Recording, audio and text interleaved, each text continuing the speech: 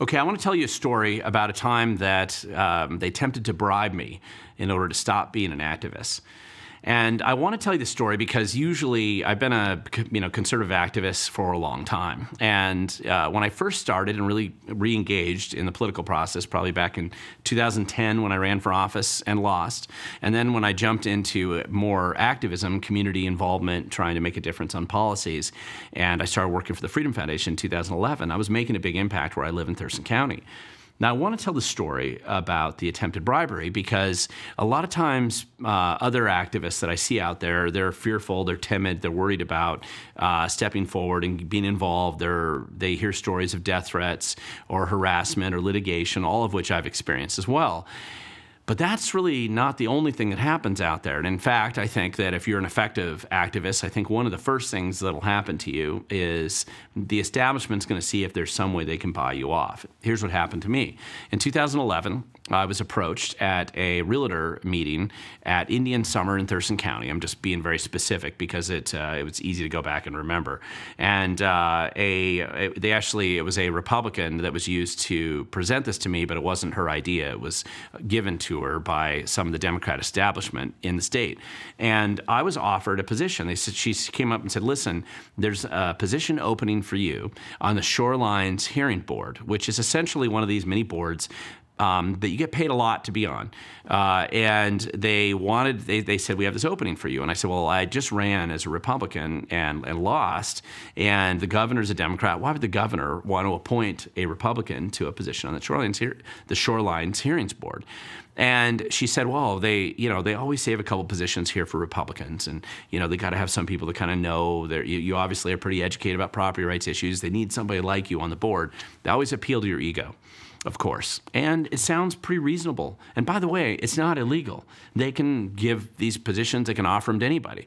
And so what she said is, hey, listen, and they'd obviously done some homework on me. They knew that that I had kids. They knew that I didn't make much money. And so it was offered to me as this $100,000 plus job, 20 minutes from your house, great health care, easy hours, simple job, one that you can just sit there and listen and, we make rulings on these appeals regarding shoreline development restrictions or other problems that pop up. And the first thing that I was aware of in this conversation, I said, I believe that you have to have a law degree in order to accept a position like this. And she said, I thought you had a law degree. And I said, well, you didn't do that much homework. I sound like I do, but I really didn't. I don't have a law degree at all. I'm just familiar with the law. And I worked in a law firm for a while, so I probably have some familiarity with it more than normal, but I don't have a law degree. And she said, don't worry about it. That may be a requirement in the law, but there's always a workaround. We can find a solution for you. The catch is, if you take this job, Glenn, you're just going to have to stop doing all this activism out here. You can't do that. It'd be conflict of interest. It'd look bad if you're on the hearings board and you're still going and doing this activism. You're going to have to abandon all that property rights activism and stop doing that if you're going to be on this job position. And that was the bribe. That was the quid pro quo. Quit being an activist and bothering us and accomplishing anything out here in the community. Quit motivating and getting people engaged.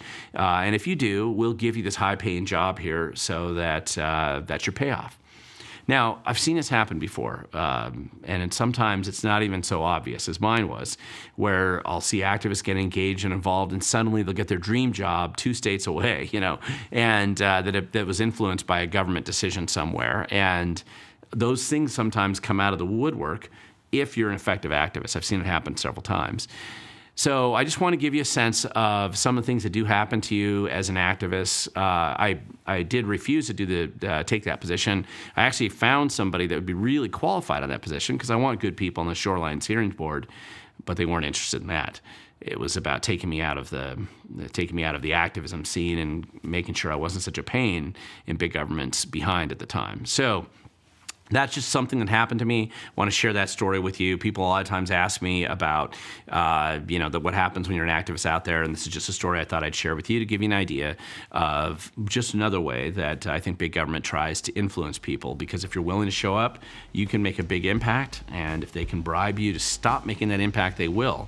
But again, the reason why I tell people that they need to be involved and engaged is because I truly believe that if you want to make a difference in the future, you need to show up because the future belongs to those who show up.